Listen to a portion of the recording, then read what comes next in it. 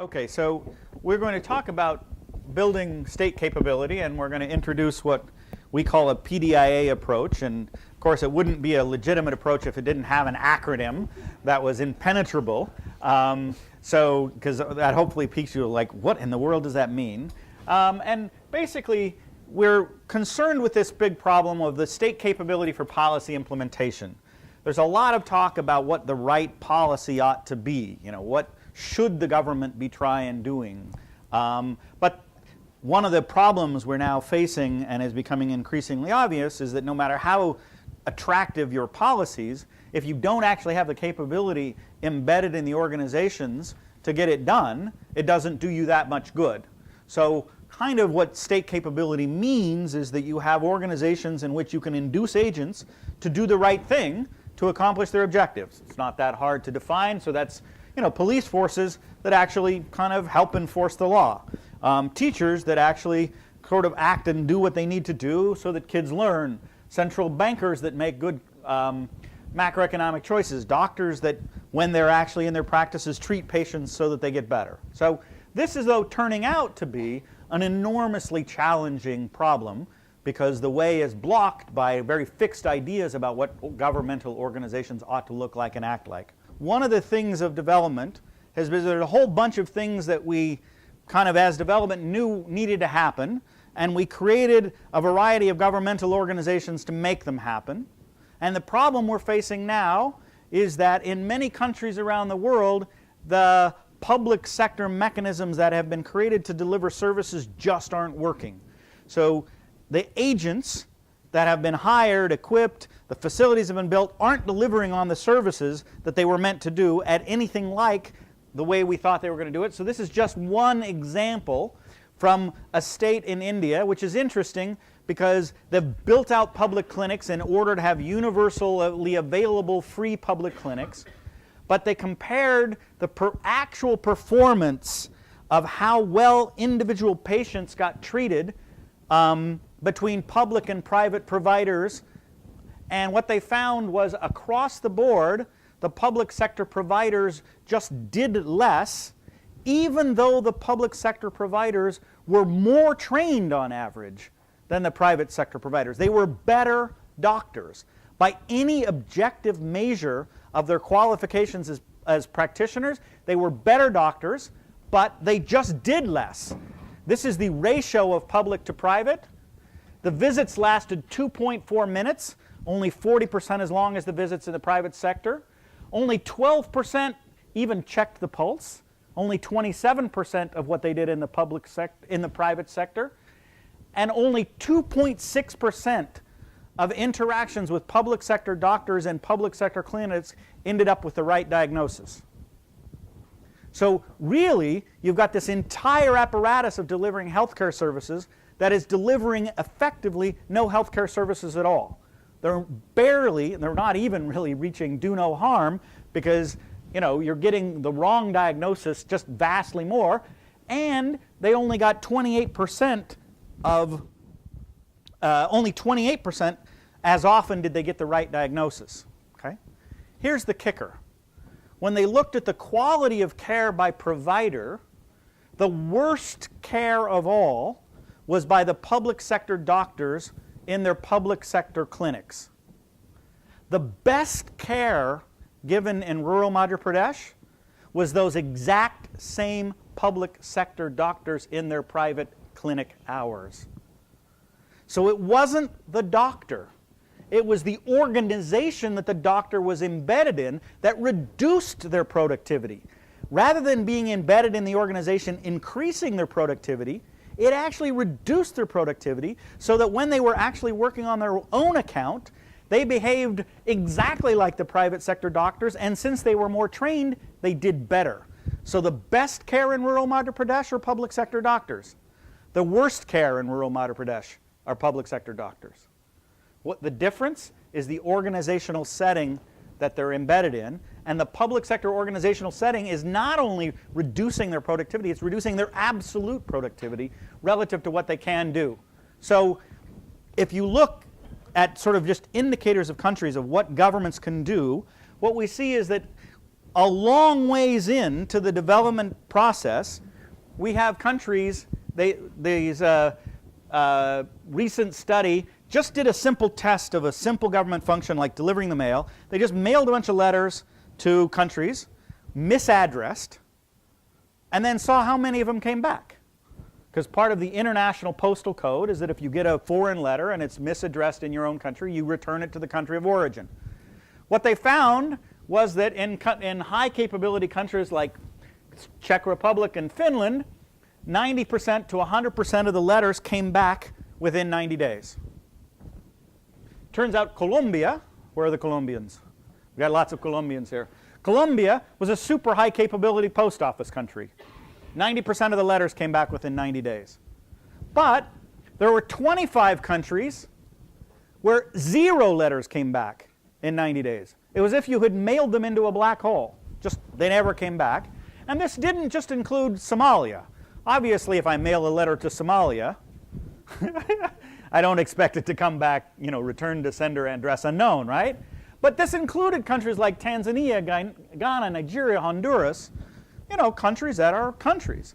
And yet their post office has been a post office, has been an independently political sovereign post office for 50 years, and there's no evidence that it has any capability at all. The capability has not been developed to carry out the functions of the post office. So this stagnation in capability is the intellectual puzzle we're posting. So if we take an aggregate indicator, not just of the post office, but a ranking of quality of government, and we look at how quality of a government is evolving over time, it kind of breaks into 3 groups of countries. There's the F states, where F can stand for anything you want. Failed, failing, fractured, fragile, effed up. These are really bad capability countries. These are countries where just, really the government is incapable of carrying out even the most minimal functions. And that's a lot of countries. There's 31 countries that are kind of in this condition. Then, interestingly, there's only 12 successful countries where we define success as either a developing country that's come above the lowest of an OECD country level, so surpassed 6.5 on this ranking, which is where Portugal is, and we take Portugal of kind of the minimum threshold of developmentness because Europeans play soccer with Portugal. That's the basic reason. So that's the lowest of the countries that are considered OECD. There's only 8 countries that have gotten above that. Israel, Korea, Chile, Taiwan, Singapore. Very few of them have gotten above that. Then what you have is you have this huge muddle in the middle. What's the muddle in the middle? These aren't countries that are failed states. These aren't countries that are in conflict. These aren't countries where it's completely incapable. Except Syria. Well, except Syria. I'm sorry. This was, sorry. As of 2008, which was the date at which we kind of did this ranking. So Syria is now down here, obviously. But anyway, but the point is that there's only, of the countries kind of in the middle tier of capability, only 4 of them seem to be making positive progress over the last 10 years.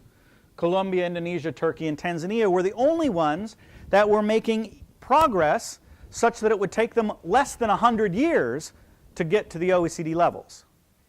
So everybody in here, at their current pace of progress at developing capability of the state as basic bureaucratic capability, rule of law, and lack of corruption, everybody in here is kind of muddling along, either at negative pace, which is where most of them are, where it actually seems that we're going backwards, or at a very slow pace, where Mexico, at its current pace, would take it, I think, the calculation's in a paper somewhere, but Mexico at its current pace of progress, although it's positive, would take it another 250 years to even get to the level of Portugal.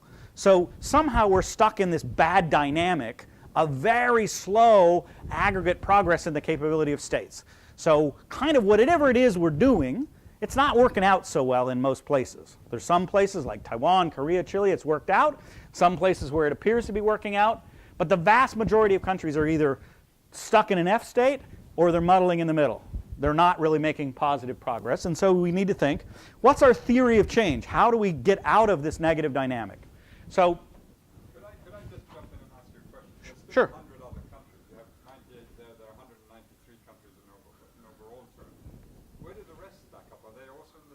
No. But these are the only 98 countries that really matter, because the rest of them are either OECD, which is 20 or 5 or so, or they're tiny little ones that we don't really care about. So, I mean, unless you happen to live there, and then which we care about them a ton. But 98 is kind of most developing countries with more than 1 million population are in this sample. This isn't a selective sample, but once you throw out the OECD and you throw out the tiny ones, this is kind of everybody. So the problem is we're really in this state, which is even harder, because there's a saying that if you're going to you can't cross a chasm in 2 jumps, right? Well, why can't you cross a chasm in 2 jumps? Well, because on your second jump, you're at the bottom of the chasm and your legs are broken because you failed on the first jump. Well, it's not as if we're in the first jump of developing state capability. Nearly every country in the world has had some dynamic of state capability, and we're now actually thinking about what's our second jump at building state capability. It's not like we got a blank slate in any country in the world. They've been independent for 50 years, and they are where they are. Now, the problem with they are where they are is we now have to think of not only what we would have done maybe had we been able to go back to when the country was first being founded, but what do you do when your first jump's failed? What do you do when you've made your first jump and you're now stuck and stagnant? That's a much trickier problem for two reasons. One is that organizations that have survived failure have developed defensive mechanisms to allow them to survive failure. They've developed mechanisms that we call isomorphic mimicry, which is a form of camouflage, which is if we look like we're a functional organization, we can generate legitimacy and survival even though we're not delivering. So how many of you have been in a country where routinely policemen don't wear uniforms? How many of you have been in a country where policemen are corrupt? Okay. So what's the object of a uniform that a policeman wears? It's to signal something. It's to signal that they're the police. Does it signal functionality? Does it signal that they're going to enforce the law? No. So you've managed to disassociate the signal from the reality as a camouflage mechanism that provides you survival value. Once you've developed this camouflage, this can be, so some of these are bees and some of these are flies. Which one would you swat? Well, none of them, because they all look like bees. And I don't want to swat a bee because I might get stung. So if I can develop, if I'm a fly, but looks like a bee, it provides me a lot of advantages. So what we have around the world is lots of things that look like schools, but we don't really have a lot of internal metrics that let us know whether there's really learning going on in those schools. Because as long as they have books and tables and uniforms, it's a school. Right? And we continue to fund it, we continue to promote it, we continue to allow it to exist. There's no metric that can kind of force it out. So what we're trying to think of is we're trying to guess at what the solution to this problem might look like. And we start, with an insight that, problems can't be solved at the same level at which they were created. So it's unlikely to be, if we've been stuck with stagnant state capability for 50 years of history, that the solution to stagnant state capability is going to look exactly like what we've been trying for the last 50 years. Sooner or later, there's 2 sayings in the world. One is, if at first you don't succeed, try again. The second is, the definition of crazy is doing the same thing and expecting a different result. So when people say try again, they mean try something different. Edison didn't invent the light bulb by trying the same filament 2,000 times, right? He tried 10,000 different filaments because he was experimenting. So our sort of 4 principles of how you would build state capability are PDIA, local solutions for local problems, pushing problem-driven positive deviance, iterate and adapt, and scale through to fusion. So let me just talk very briefly about each of what we mean by each of these. And again, you noticed that the groups that had the most difficult time with our exercise were the ones that we had provided a blueprint. By providing them a blueprint, we tricked them, wasn't at all a fair exercise. It wasn't meant to be a fair exercise. It was meant to be a teaching exercise. We provided them with these beautiful looking blueprints for paper airplanes. So what did they do?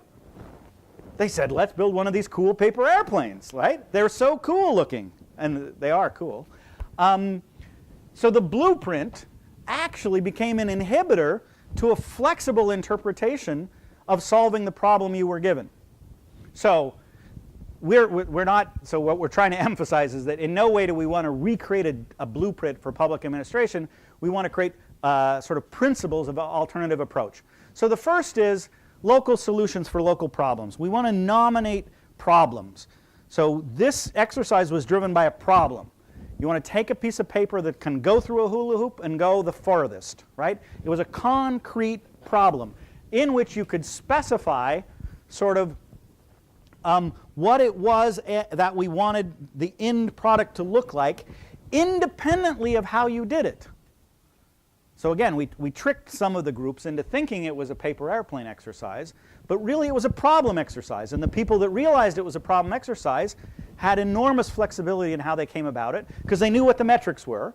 And then they could go out, and these guys experimented with scissors and all kinds of things and who was the best thrower. But if you don't have the right definition of the problem, you can't go looking for solutions. And in particular, if you start with a definition of the problem where the problem is the lack of a solution, you can't unleash creativity. So if you say, the problem with our schools is they don't have desks, then the only possible solution to that problem is putting desks. You've already defined the problem in a solution way, right? So that's the first thing. You've got to define the problem in a way where it's a problem. And it's a problem that's solvable. It's a problem that you can have metrics about. It's a problem that you'll know when you have solved it, but without defining it in such a way that you've defined the solution into the problem. And these are examples. The second is to push problem-driven positive deviation. Now, what do we mean by that? What we mean is that you have to authorize some agents in your organization to do something different. You've got to empower them to go out and do something other than follow the rules. So there's going to be some trade-off. Large numbers of your agents, you just want following the rules, right?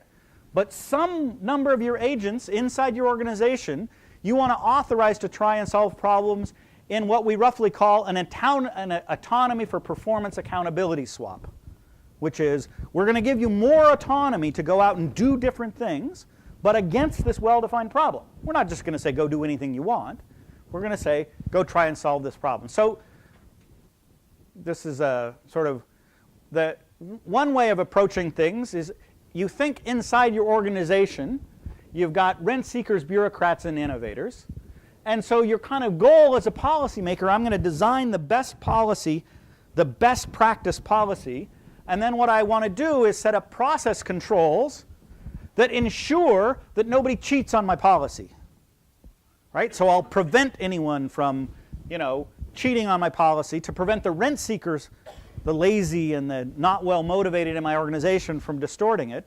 The only problem is that the process controls also prevent positive deviations, prevent people moving into parts of the space where it's actually better at solving your problem than what you've already invented. So the process controls can actually work symmetrically to prevent innovation, where you can get to higher outcomes in this space, in the interest of preventing these terrible outcomes. This is a perfectly legitimate thing to worry about. So what you want to think, which narrows the space for achievable practice, discourages the entry of these people into the public sector or into your organization, right? Encourages them to go elsewhere. And oftentimes then what happens is these break down for these guys anyway, right? Your organization starts to drift this way, because since you lose the most driven and motivated people in your organization starts to drift this way, and you get the worst of both worlds. The process controls don't prevent corruption, but they do prevent innovation.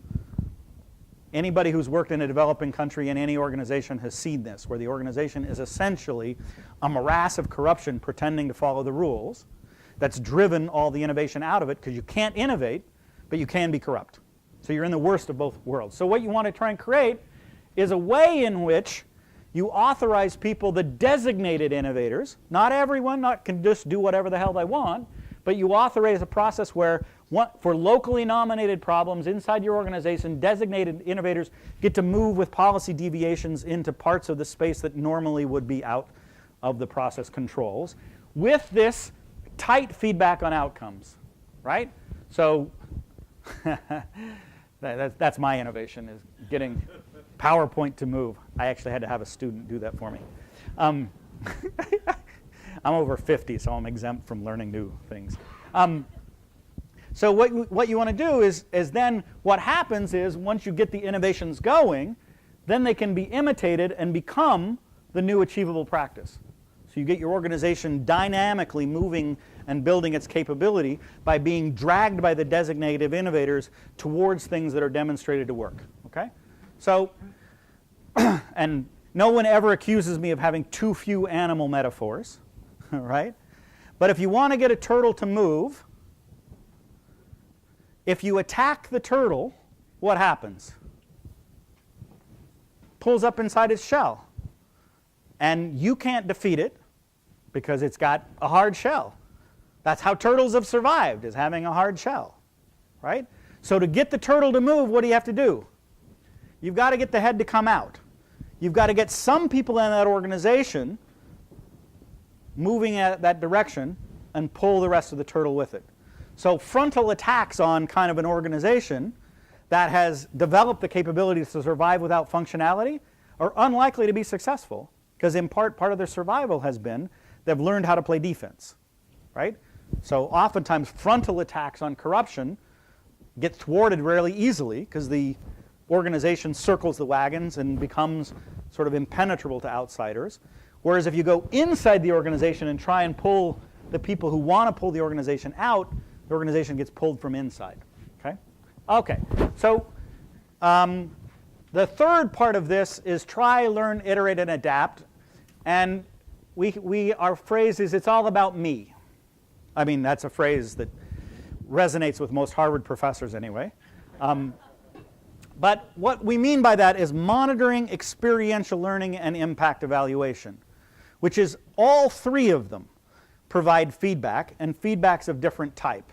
So and they're integrated into a process of, we have a problem, we're trying to solve it, we have metrics whether we're solving it, and we get rapid feedback loops into the actual management of the organization based on the performance metrics we have.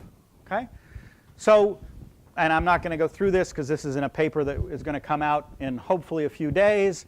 But what this means is it's a dynamic process. So again, the people that were given no blueprints at all, but allowed to experiment very quickly, sort of said, geez, let's try this, let's try that, let's try the other. And you could very quickly iterate because you knew your performance objectives and you could experiment, right?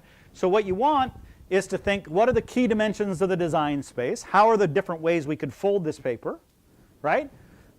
Select variants you want to try out, try those variants, and loop back. So again, the important thing we're talking about here, though, is experiential learning. You don't need to wait for the final impact evaluation 4 years out to try and get the program to work in the next 6 months, or the next 3 months, or the next year, because then eventually you want to do to something you can scale and do impact evaluation. And the fourth sort of principle of this is the way in which learning is going to diffuse. And when Matt talked about the different types of problems, we characterize analytically different types of problems between pure logistical problems, which lend themselves easily to sort of top-down, technologically embedded, I think that's not how you spell embedded, by the way. But anyway, top-down, technologically embedded sort of things, to more kind of what Matt was calling complex, but what I more locally call wicked hard. These are wicked hard problems. The problems where you really need to have experimentation and adaptation to solve them. There just isn't going to be a logistical solution like running a post office. You really are going to have your street level actors, your regulators acting with concern, with care, with innovation, and they've got to have the power to do it.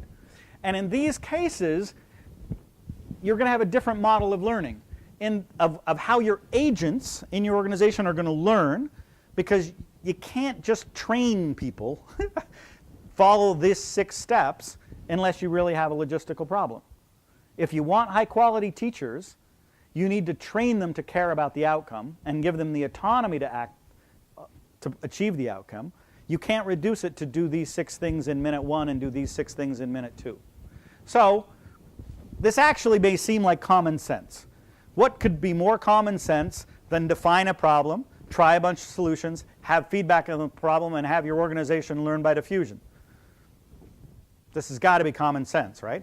Well, it might be common sense, but it's the exact opposite of the way in which most development projects work.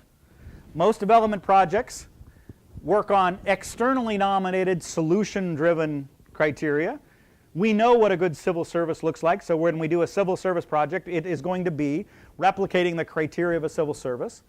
You're going to have lots of advanced planning for action with very little feedback. We're going to tell you 8 years in advance what your disbursements in year 5 are going to be, right? You're going to have very long and loose feedback loops, and your scaling is going to be top-down. The head is going to learn, the body's going to listen, right? And our sort of PDIA is almost exact opposite of the way in which most development projects unfold. So that is the rubrics of our principles, which we are just sort of in the same way that you were experimenting with different things. We're trying to crawl our way towards what we think the principles of success in building capability from the situations that we're in.